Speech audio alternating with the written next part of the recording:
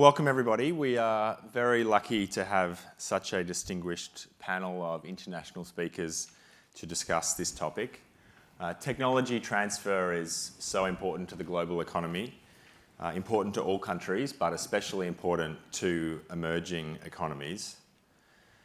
But technology transfer, long seen perhaps as an unambiguous good, now comes with more strings attached. So my first question, and I'll begin by asking this to Dr. Sok, we're in an era of strategic competition. If there are no free lunches and technology transfer always comes with a price, in that era where countries, big countries are trying to generate engagement and they want to engage with emerging economies, is the price of their technology transfer going up or down? I think it goes against the logic.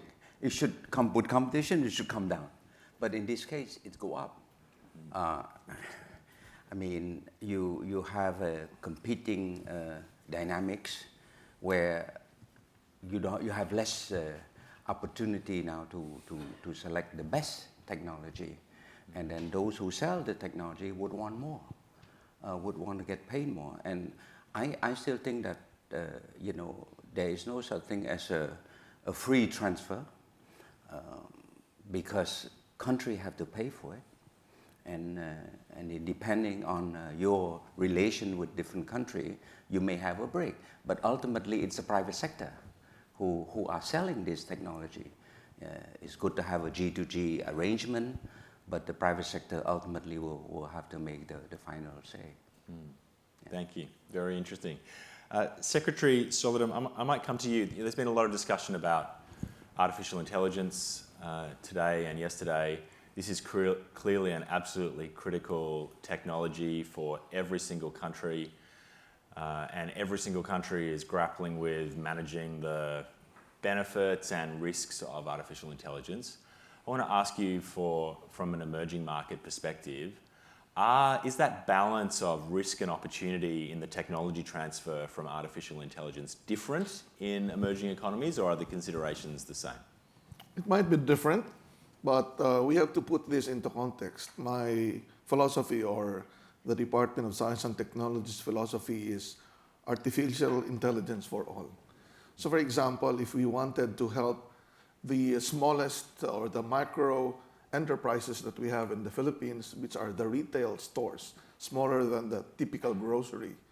We are funding a company, for example, to develop an artificial intelligence algorithm to help the owner identify products which are best selling and products which are not selling, and identify which areas would the product be better sold.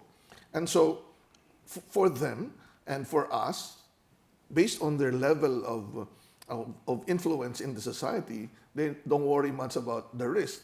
They will always talk about the upside of artificial intelligence. However, for example, I have been affected by deepfake, using my voice and my face to sell a product. Well, I say that if you're a victim of deepfake, you made it in society, right? but that's the concern. That's the risk that we have to contend with. But if you look at the global risk of developing a super intelligent, more intelligent than human, I think that's a risk that we think of, but we are not the players there. The players are the developed countries because this started with them. And so when we look at the application of our intelligence, of artificial intelligence, we look at it from the positive side on how we can improve products, how we can improve medical diagnosis, how we can improve agriculture, how we can improve business, advanced materials, advanced medicine. And so we have been applying artificial intelligence for a long time.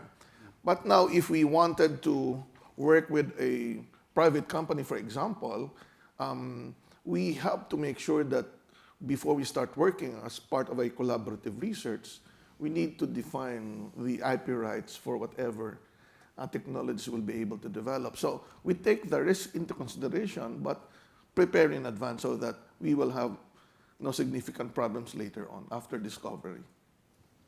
I really want to ask you what the product that your deepfake was being used to sell. It's a medicine. Medicine, okay, great. Dr. Griffiths, when we were thinking about technology transfer, the question for every country trying to get as much technology as they could was about prioritizing what are the technologies that are going to be most important for them, and then thinking about how they're going to access that technology. I feel like increasingly there's a third question, which is who is that technology coming from? And that's creating reservations in some cases, positives in other cases.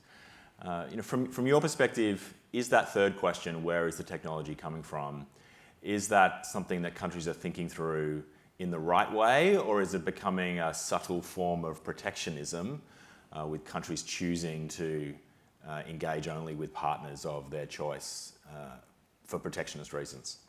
Well, I think we always go with partners of choice, whatever your choice, understanding of that choice is.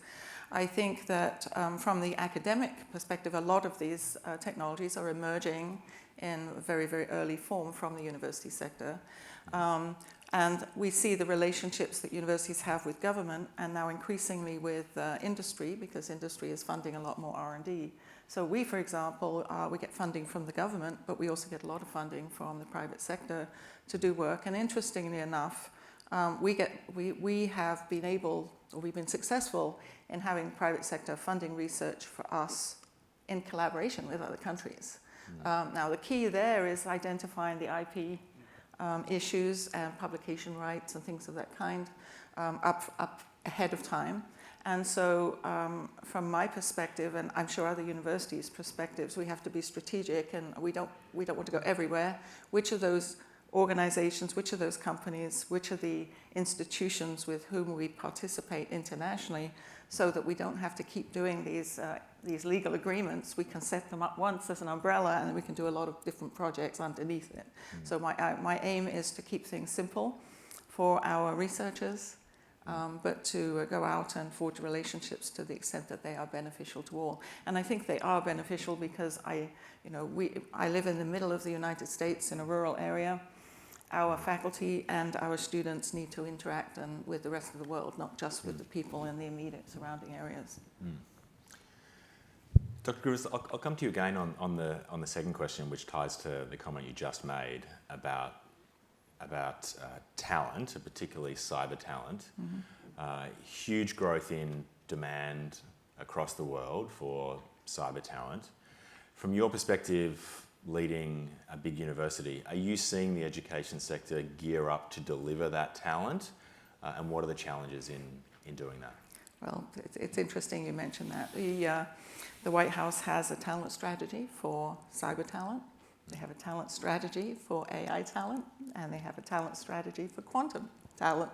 So we see these things coming in quick succession. I would say that the academic sector is trying to do what it can, but everything is moving faster than we can keep up with it.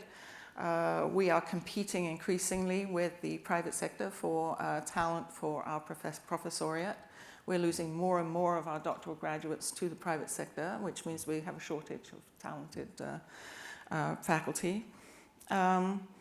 So it's a never-ending activity. But I will say that artificial intelligence coming along actually can be applied to help us with the talent shortage we have in cyber. We've already started to see various applications developed. I think the NSA is just sharing within the NSA coordinating community some AI applications that allow you to do preliminary versions of vulnerability assessments, for example. So the question we've been asked by DARPA is, to what extent can we use the new technologies to help us shorten the talent gap that we have? And then the other question, talent exists everywhere, but we can't do it just with domestic talent. we have to have international talent as well. And so the idea of these international agreements and relationships and pacts and everything else become even more important as we can move talent from place to place. There's a little bit of an issue in cybersecurity because some of that talent has to be place-bound because of the kinds of facilities they need to be working in. But other than that, we've seen in the software industry for many, many years, international R&D teams and software development teams work quite effectively across the time spectrum and across the topology. Thank you. Dr. Sok, we just heard about the brain drain from the university sector to the private sector. Are you seeing a similar brain drain in cyber talent from emerging countries to larger countries? And if so, how do you deal with that when you're trying to build a cyber workforce to deliver the cybersecurity that you need? Well, I would say the brain drain as a whole is a big challenge for a least developed country. I mean, because in the case of Cambodia, we are developing a cyber talent, but before you get to the cyber, you have to start with a lower level, right? And in the private sector is the big employer. So they have the resource, they have the money, they have the incentive, they can attract more people from the public sector. So in that sense, I see the challenge between the private sector versus the public sector. So in the private sector, they will just hire all this young talent that was trained by the public sector, for that matter. So it's a bit unfair. But if you look at from the talent themselves, the young workforce themselves, look, they don't care whether who trained them, but who pays them, right? So in that sense, it's a market force at play. We have ICT Academy. We keep training them years after years, and I hope that at some point, because Cambodia in this case we're a small country, we don't need an army of cyber security thing. The military will have its own cyber unit, but at some point we'll be able to develop enough capacity to meet the demand of national security, of a private sector, protection of the banks, for example. But foremost is to build the overall capacity of this young talent, whether they will enter the workforce to work in the cybersecurity area or purely in the private sector, in the banking sector, or just become a professor of IT, for example. Yeah. Secretary Solidum, the Philippines has such an extraordinary history of exporting talent to the world. When you think about cyber and tech, is the Philippines gearing up to provide tech talent to the rest of the world? Is that a challenge that you want to face into? Well, of course, we cannot prevent our citizens to work abroad, but we need to make sure that the Philippine society is digitally enabled. That's why we have the Philippine Digital Workforce Competency Act passed into law in 2022. And this also established a Philippine Digital Workforce Council composed of several departments or ministries, one of which would be my department, the Department of Science and Technology. We are tasked to map out the current skills level and to find out what we can do to train certain digital specialization. But even before the act, the Department of Science and Technology has been training people for artificial intelligence, data analytics, and of course we provide scholarships aside from the other ministries of around 50,000 per year. We also operate the specialized Philippine Science High School system, where we really select the best among the high school students. And many of these become scientists and would start their own cyber or digital companies.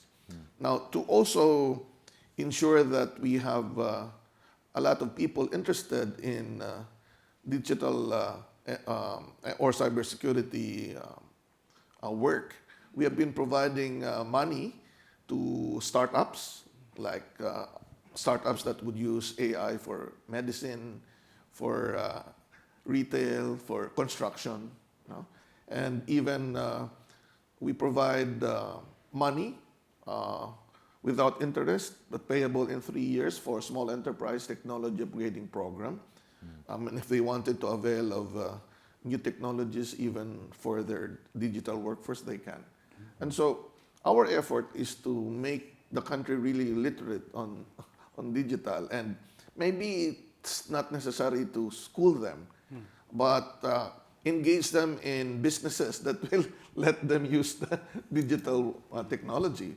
And that's the easiest come on for them. Like even my mother, who's 85 years old, knows how to do many things using her cell phone. And so if people are engaged with certain things, then they can easily learn. But we need to engage the private sector in this, even international ones. So we will try to look at how we can accelerate the digital education of many. Dr. Griffiths, I wanted to ask you, your university is known for a concentration of STEM talent in a geographic area that is not so well known for STEM talent. How have you gone about inspiring the population to engage in these areas of study, and what do the rest of us have to learn about how to inspire the next generation to go into STEM fields? Okay. It's a good question. First of all, I should tell you that for a while we were bringing in people from the state and out of state, and then they were going off to the coasts, okay, either to Washington, D.C. or to the Silicon Valley. So part of the idea was we're a public university, we're funded by the state, we should do something to help economic development in the state. And so we've done a couple of things. In terms of encouraging more people to participate and hopefully stay in the state, we've reached out down into the grade school levels. We have an official program, we called it the Governor's Academy, Governor's Cyber Academy, which allows young people in the last 2 years of high school to basically take for a full year of academic credit in the disciplines that artificial intelligence, computer science, cybersecurity, etc., at a reduced cost. And that looks as though it's going to be very successful. We deliver that online into the high schools, and the students can come in and they can do their degrees in one year, which is a lot less expensive for them.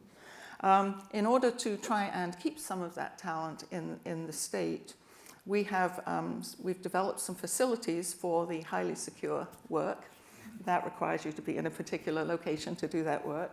And we are a government contractor. We're a defense contractor in our own right. So we do defense contracts where people can work in our specialized facilities. And we're now building a new facility nearby in Sioux Falls, the largest city in the state. And the first facility holds about 125 researchers. The second one will hold 500. These are not for students. These are graduates of our programs and people we can attract in. So the idea is that the state, the governor, the legislature, the business communities have all agreed that this could be the next big for a small rural town or a small rural city, the next big industry in the state that would bring in sort of highly paid jobs, contribute to national security, as well as contributing to the industries in the state. We have a big banking sector. The agricultural sector needs cyber protection, and then the healthcare sector is the other sector. So it's a play on sort of research-based economic development, if you like, that benefits the state by not sending all these people away to go to the coast to do their work. Fantastic. Secretary Solidum, I wanted to ask you about the vision you outlined earlier of AI for all, which I think is quite an inspiring vision. And when we think about tech transfer, I think a lot of us think about it as transferring one technology from one country to another, which is fantastic, but the real economic gains are not just about bringing the technology into the country, they're about making it used and adopted in every single business, from the big corporates right down to the street vendor. So in your role, how do you think about the challenge, not just to bring the technology into the Philippines, but to inspire the entire economy from the big guys to the small guys to take up that technology and deliver what you call AI for all? The advantage of my department of Science and Technology, is We are the research arm for all the sectors of government, be it the Defense Department, to the Department of Health, Transport, even the industry, the advanced manufacturing. But what we can really show to the people is that through science and technology and innovation, their lives will be transformed. And to do that then, we have to develop many use cases of helping people. So one, of course, would be the micro, small, and medium enterprises, which would comprise more than 90% of our enterprises in the Philippines. And I always tell them, if you use science, technology, and innovation, for sure you will earn profit. And we have those use cases. We have repayment of more than 85%, which is the highest among the program of lending. And so if then people will hear that they can use science, technology, and innovation, then they'll be more at ease with using science. Science, for many people before, is very exclusive. They think that it's for very intelligent people. You don't need to be intelligent to apply science and technology. So even at the grassroots level, those that have only finished elementary or high school can develop technology. But infusing AI and digital technologies to their work would always be part of the option so that they can improve. Farmers, for example, need more sophisticated technology, but the problem with our farmer is that they're not schooled. So we need to make sure that other technologies are available to help them. And we can show to them that AI can be helpful. For example, we have many companies for banana, and their problem would be detection of diseases. Then we can use drone, we can use many apps, artificial intelligence to detect diseases so that they can time their spraying of insecticides. Instead of spraying regularly 4 times a planting season, they can just make it 1. So they would surely decrease their cost of production. And we should popularize. So that's why the example that I gave you, the retail store, it was so interesting to many people that they began to ask us on how to use AI in their other fields of businesses. Dr. Sokka, I'll ask you the same question. Your focus is on trade, but when you think about bringing those technologies in Cambodia, how are you inspiring the entire economy, businesses big and small, to take advantage of those new technology opportunities? And what are you seeing as the barriers to uptake for some of those businesses? The beauty for my economy is that it's a young country. I think more than 70% are below 35 years. So they're very tech savvy. They love tech. The problem is that, like my daughter, if the internet go down for 20 minutes, she go crazy. She says, Dad, you gotta call the internet company. Look, girl, I call, but they cannot do it right away, right? Because I'm a tech a dummy or idiot or something like this. Every time I have my computer asking for my password, I go crazy. So for this forum, it's a good crash course today. But on the serious side, I think for Cambodia, number one, we're a young nation because 30 years ago we emerged from the war. Tabula rasa, we start from scratch. A lot of the technology, we just get the latest one because we don't have the old technology, right? So basically, we embrace this new technology. The iPhone, why buy iPhone 3 if the latest model is iPhone 15, right? Same thing as a computer. So we really embrace this technology to help us, to help our economy. Right now, I would say, for example, we're in the process to negotiate new trade agreement, right? And I'm considering proposing to my government that we should consider joining the CPTPP, for example. But now I have to train my team. You know, I chair the Trade Policy Board. I have to train them to do analyze, right? And before, during 20 years ago when I negotiated WTO, we have to read the Uruguay round. It's this thick, right? No way we can read it again. So now UN ESCAP train us how to use the trade intelligence negotiation, something like this. It's called TINA. We just type and then it all come out. You know, we want to trade with this country. What's that country? So I think it is unbelievable that now we can access all this information right in the palm of our hand. And with young people, I mean, they can do that. So I think we will embrace this technology to advance our economy, to advance our work process. Throughout the economy, a lot of entrepreneurs are young. So they're tech savvy. So I would say, all in all, we are embracing technology. We will not be left behind because after the war, we have a serious brain drain because we have the genocide. 2 million people died. So you have to rebuild the base of our economy, our knowledge base and everything. And I think technology will be, I would say, a game changer for us. It will enable us to equalize with the neighbor, with Vietnam, with Thailand, with Malaysia. We can skip the learning curve. And I believe that we see already the change affecting the economy. Right now, in a few years, we will graduate from a least developed country.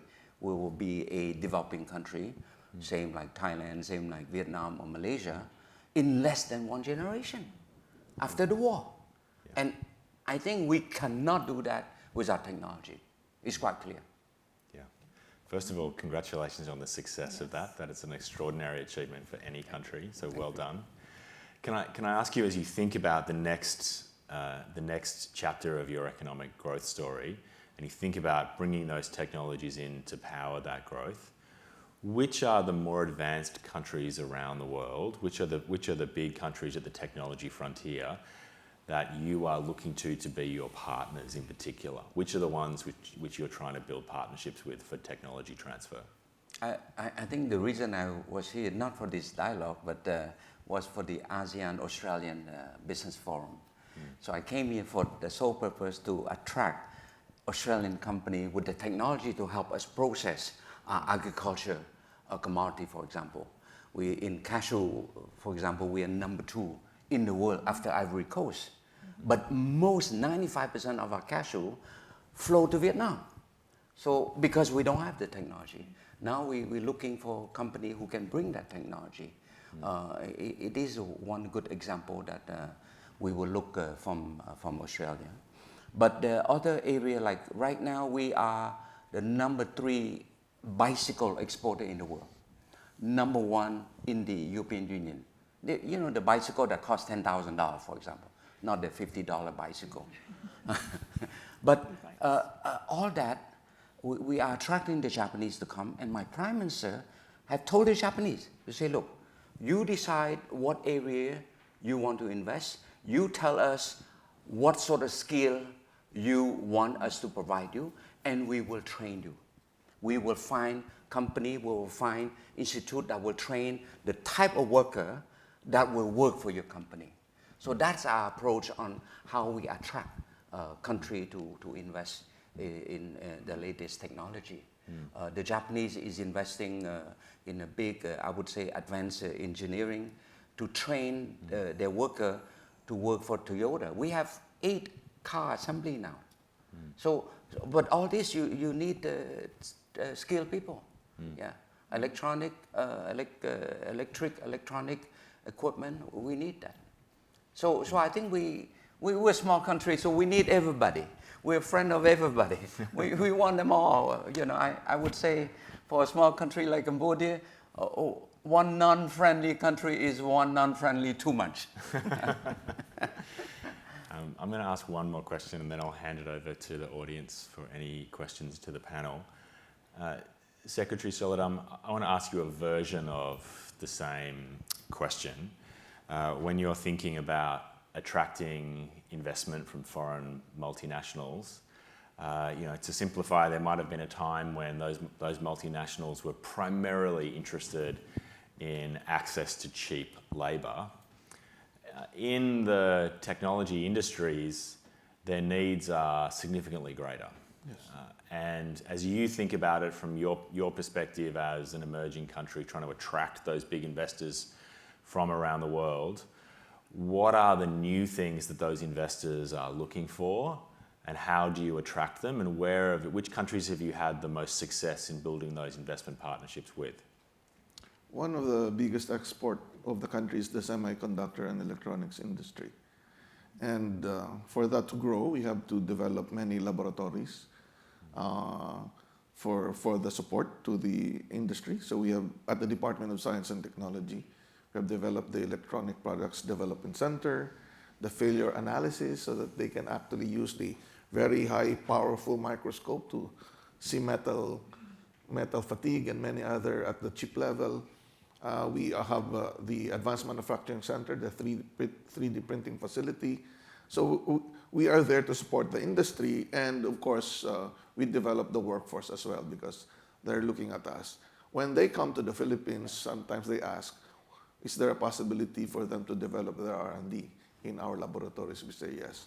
Of course, there are still many American, Taiwanese, and Japanese companies there in the Philippines. But one of our engagements from my department level is to really send a lot of scholars to many countries. We have a lot of scholars here in Australia, in the US, Canada, we're starting, Europe, of course, Japan and Taiwan. And the leverage is that we have enough money that we can support our scholars as well. But what we wanted would be to have work-integrated learning so that when they have this high-tech industry or high-tech science and they have experienced the work, they can come back and then they will be partners. For example, one Canadian professor wanted to set up a company in the Philippines simply because his student, top student, came back. And so this is another incentive for us to develop. The other development is I have established Knowledge, Innovation, Science, and Technology eco-zones together with the Philippine Export Zone Authority for companies to set up their business inside universities so that they can have their ready workforce with some incentives as well. Fascinating. Thank you very much. All right, I'll ask the room for any questions to our panel. I think there's a microphone coming around as well, so if you have any questions, please just throw up your hand and I'll get the microphone to come to you. Well, while we wait for any... Oh, hang on, do we have a question over there? These lights are a bit blinding, I'm struggling to see. While we wait for those microphones to get around, I might ask another question to you, Dr. Griffiths. What's the single most important thing we could do to facilitate technology transfer between countries? Well, I think engage in conversation and dialogue so that you start to look at the alignments. It's all that we've been hearing about alignment all the way through yesterday and today, and I think that becomes the critical thing. How do you find it? You've got to go out and meet people and invite them and see what their needs are. Terrific. I'm still looking out the room for any questions. I think I saw somebody that might have just been yawning there. I'm not sure if there was a question or a yawn. And that microphones are coming around. Ask now or forever hold your peace. Well, Secretary Solidum, I'll ask you another question while we're waiting. From the Philippines' perspective, when you're looking at other partners for technology transfer, whether that be Australia, Japan, the United States, any other countries, what are the characteristics of a country that you see as a good partner? What are the things that they facilitate, or what are the strings that they attach or don't attach? Are there particular fears that you bring into those relationships of technology transfer? How can other countries be a good partner to you?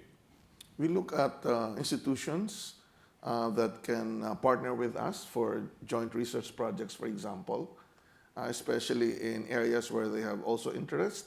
So we have the alignment. And also institutions where we can help develop our own human resource, especially for master's or Ph.D. And And there are two schemes, at least. Before there were a lot of grant aid, but in my department, we follow the mantra, being your own grant.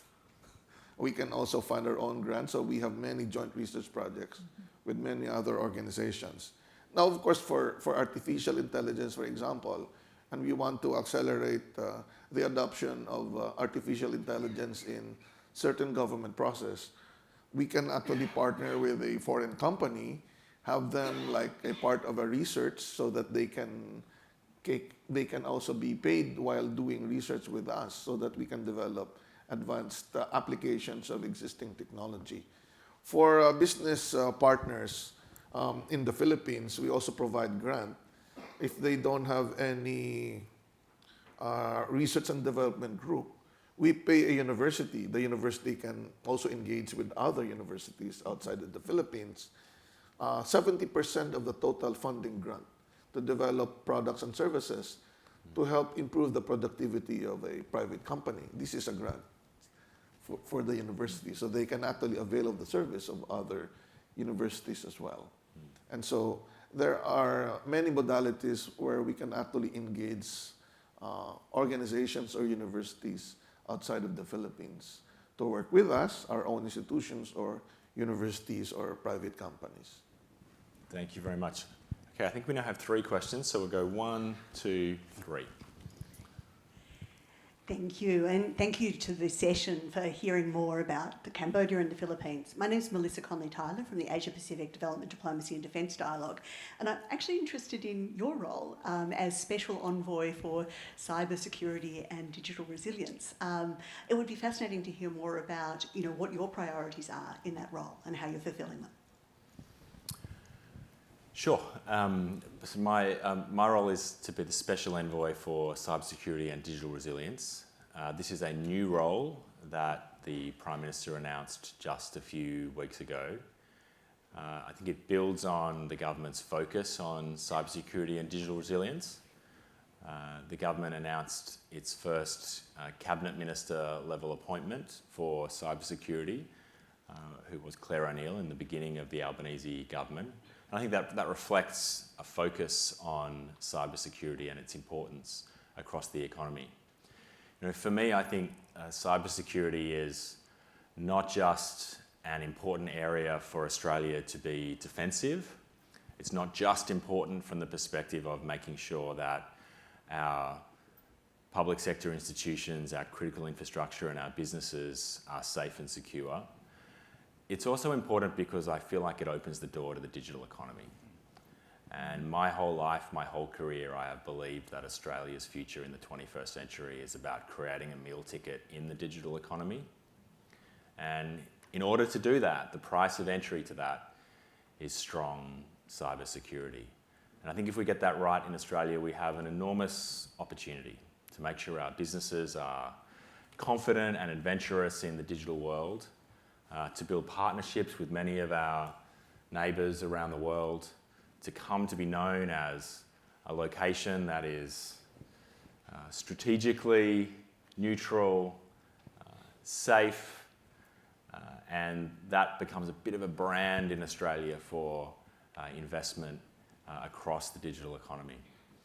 So we're currently implementing the Australian government's cybersecurity strategy that's led by the current cybersecurity minister, Minister Burke. There's a lot of work to do to implement that strategy, and one of the things that I'm focusing on is bringing as many partners on board to deliver that strategy as we can. Cybersecurity is not something that government can deliver on its own. It is essentially a partnership between government and business, between businesses and individuals, between individuals and government. And building up that knowledge, building up those partnerships for me is an essential part of this role. I think we had another question over here. Yep, over there. Thank you. Matthew Cheng from the National University of Singapore. ASEAN is one of the fastest growing economies in the world, and also is home to 700 million people. Within ASEAN, what do you think we can do to really accelerate the tech development, also talent development? My question goes to Secretary and Minister. Okay, you want to go ahead? Yeah. Well, I think ASEAN as a grouping, have quite a advanced approach in terms of, this IP, in terms of AI. So we're well coordinated, and we have a master plan of connectivity. So we do cooperate quite a bit. But the issue is in ASEAN is that the level of development, because we have some least developed country, we have some developing country, we have some developed country. So it's good to have this cooperation, and we have this initiative for ASEAN integration, where the more advanced country will help, the lesser advanced. And my colleague, Secretary, mentioned that he was in Cambodia last month, and he did offer some scholarship for a young scholar to study in the Philippines in the area of science and technology. So I think as a family, ASEAN is we're a family now, a big family, 670 million. But how we work together is quite cohesive in that respect. Yeah. So I do have a lot of hope in the future ASEAN community. Yeah. For me, my approach is that ASEAN has many groups or committees. Like I belong to the Committee on Science, Technology and Innovation. They have the Business and Trade Group, would be different. It would be good to have a more integrated plan so that we can apply science, technology, and innovation in all the concerns of ASEAN. I think we're going there. We need to collaborate more by having a lot of use cases so that we can show and find out the best modality on how to really accelerate our digital transformation. Terrific. Okay, we have one final question. Thank you. Pleasure to be the last one to ask questions. Leonard Chen from Deakin Cyber Research and Innovation Center. My question goes to Dr. Sok. I was actually working with Myanmar government to help them to build cyber capacity and cybersecurity awareness. I believe it will be very similar to what you were just saying. A young country will just emerge into a new technology. And you just, of course, you're laughing saying, if you can buy iPhone 3, why do you want to, if you can buy iPhone 15, why do you want to buy iPhone 3? The situation in Myanmar at the time was that a lot of people are in the similar situation, but at the same time when developed countries who try to go in to help build up cyber capacity and cybersecurity awareness, they forget about the cybersecurity 101, which the cyber hygiene does not exist in the country. Is that the same situation in your country, and how do you mitigate this kind of digital divide when developed countries try to say and come in to help you to build up better cybersecurity and cybersecurity awareness? Thank you. Well, in my country, we don't have a law on cybersecurity yet. We're working on a law on cybersecurity. But again, Cambodia is a country where we have a lot of support, technical assistance. But the problem when you have so many technical assistants, many divergent view, right? So the Japanese want to help, the French want to help, the American want to help, and the only confused guy is the Cambodian. I'm just joking. but it's true. I'm a lawyer, by the way, and for the last 20, 30 years, I'm working on legislative drafting quite a bit. And these are a dilemma, because after the war, we have a clean slate. No law for about 10 years, no law. We have the UN come to help piecemeal. And then what we have now is a cohabitation of a civil law and common law. And that's the issue, because some technical assistant from the World Bank will come with a common law background. The French will come with a civil law background. And then they come and try to reconcile these two legal systems.